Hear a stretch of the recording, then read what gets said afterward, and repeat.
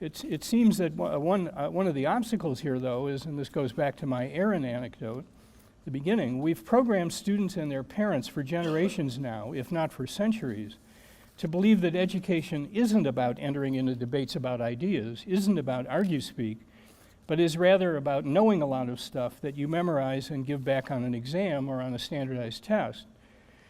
Well, I think it's going to be difficult to deprogram students from that information-oriented picture of education as long as argument and debate crop up only in an occasional course or two.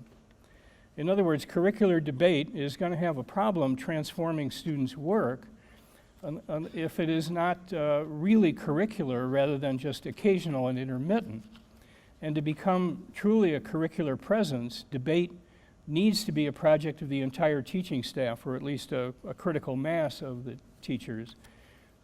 Something that's reinforced across every subject rather than something students get a taste of in their morning class and then forget about once they get to their courses in the afternoon. I think that argument and debate are the best candidates to provide students with a consistency of experience from course to course and teacher to teacher that will ultimately help them to figure us out, to make us, if not as transparent and identifiable as football players and accountants, then at least something that moves in that direction. Students need to see us not as a set of isolated individuals, but as a coherent collectivity.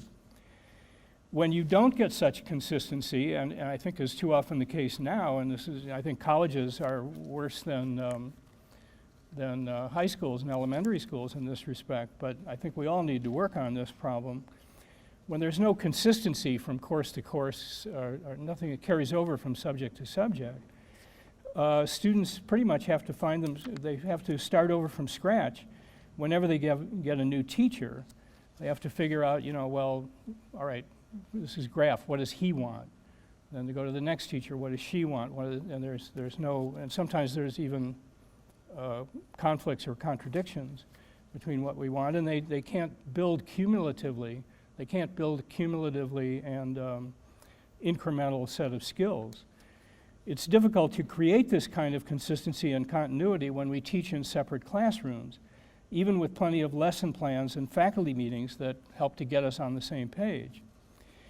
I think that one thing we could do to build more commonality and consistency across our courses would be to have school-wide events that address controversial issues that students be encouraged to debate between themselves and with us.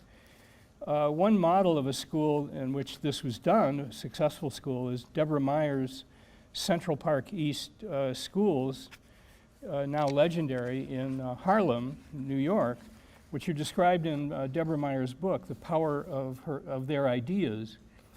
Meyer describes a school where she and other teachers debated constantly in front of the students in a way that would draw students into the debates.